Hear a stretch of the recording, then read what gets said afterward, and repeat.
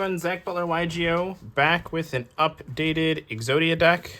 It's been a while, and I really wanted to show you guys the build I've been playing the last couple nights at locals before I change it up and I try a more combo-heavy version again. It seems like you guys really liked the more stun aspect version of it, but I personally think you need to play it more of a combo deck. So I thought I'd show you what I first came up with, and we'll go from there. As always, if you guys like this sort of content, let me know down below, and I can go over some of the basics with the deck again. And if you want to pick up any of the cards, use the affiliate link in the description below. It doesn't cost you anything extra and helps me out while you're helping yourselves out. But that's neither here nor there. We're going to jump right in with first, of course, the 5 pieces of Exodia. You have the 2 arms, 2 legs, and the head. These are your bricks. However, obviously, if you can get all 5 of them in hand, you just win the duel, which is pretty cool. Got to play them, unfortunately, in order to get to play the ultimate Exodia fusion, so that is part of the deck. Then I play the 3 Sengengen as always. This is your main starter.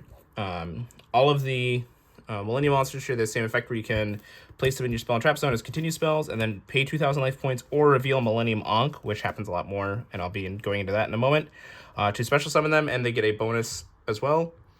Sengengen is the best because it searches for another another Millennium monster, which is pretty cool. And it's a 2750 beater, which is really awesome. The newest support, though, is 3 Heart of the Blue Eyes. This card is absolutely insane. Genuinely, I think this card takes this deck from being an inconsistent rogue deck to a much more consistent contender. What it does is that it is, first of all, always treated as a Millennium monster, or Millennium card, which is really cool. Control of it cannot switch, and then you can discard it from your hand to add Millennium Ankh from your deck to your hand, so that means you get additional ways to see Ankh instead of just the shield or hard drawing it. And then also, if you have successfully activated Millennium Ankh this game, and your opponent summons a monster with 3,000 or more attack, or level 8 or higher, you can special summon this monster from your graveyard by sending that monster they control to the grave. So it comes up a lot against Yubel, where maybe they'll summon Phantom or something like that, and you can just force it out with this, which is really cool. That effect is once per duel, so you want to be careful about that. But if they summon regular Yubel or Spirit, you can just always send it with this. That actually has made the Yubel matchup a lot more manageable than it otherwise would have been.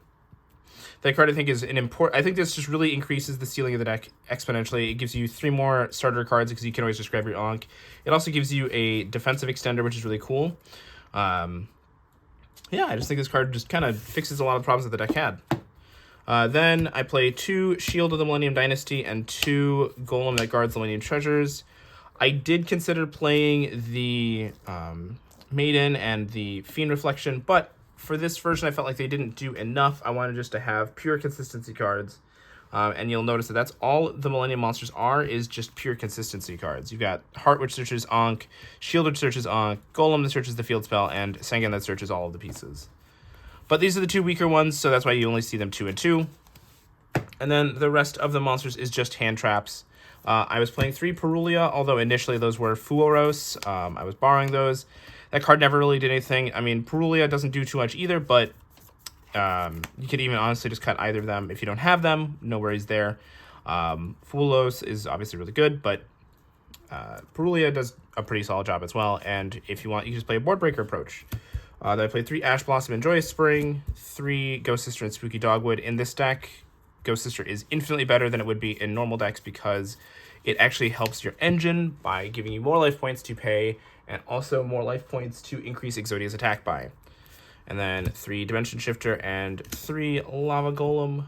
And then I guess I'll just go with these 3 here as well. The 3 Infinite Impermanents. So you have 18 defensive cards, making your deck pretty consistent, even though you are playing 45 cards. For the rest of the cards in the deck, you have your 3 Wedju Temples. This is another incredible starter card, letting you place any monster from your hand to the spell trap zone as a continuous spell, and then recycling your Millennium monsters when they be destroyed. 3 Millennium Ankh as well. You just want to play 3 because it is the most powerful card in your deck, letting you special summon Exodia. So between the 3 Temple getting you access to your monsters, the 2 Shields, the 2 Golems, which gets you access to the Temples, the 3 Hearts, which gets you access to the Ankh itself, and the Sengengen, which gets you access to the Heart, which gets you access to the Ankh. You have tons of ways just to really consistently see your game plan, which is I think one of the things the deck was lacking was a consistent way of doing what it needed to do. Now I think it just needs a consistent way of going further beyond what it was already trying to do, which is hard to do because you need to have a graveyard or hand-oriented extender because Ankh shuffles back all monsters in the field. But I have options for that I will be going over in the next deck profile. Then, of course, there's Terraforming, a Pot of Prosperity, Obliterate Blaze, Exod Fires of Rage, Angel Statue Azaroon, and the There Can Be Only One. So that's it for the main deck. It was 45 cards. For the extra deck, you have your 3 Unstoppable Exodia Incarnates, 5 effects for the 5 pieces. The first effect being that it can't be destroyed by card effects, by your opponent's card effects. If it battles during damage calculation once per turn, you can make a gain attack equal to your life points. That is a permanent gain, which does really matter.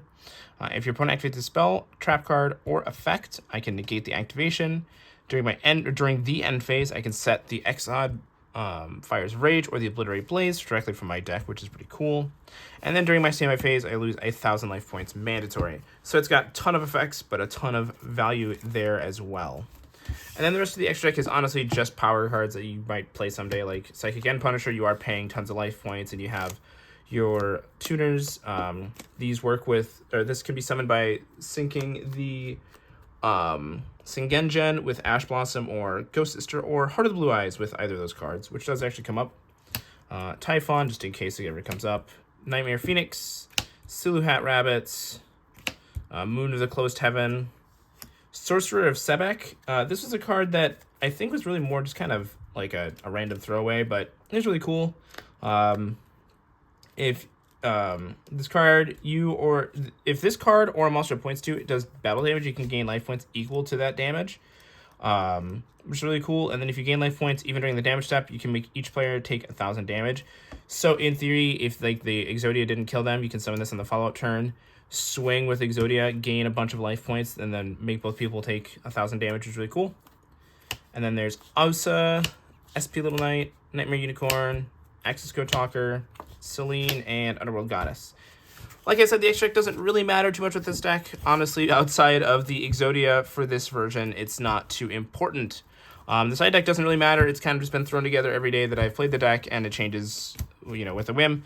Build it based on your local. But yeah, let me know down below if you guys want to see the updated Fiendsmith version of the deck. I personally think that that's the way I'm going to go with it. But if that's not something you want to see, let me know. And until next time, have a great day.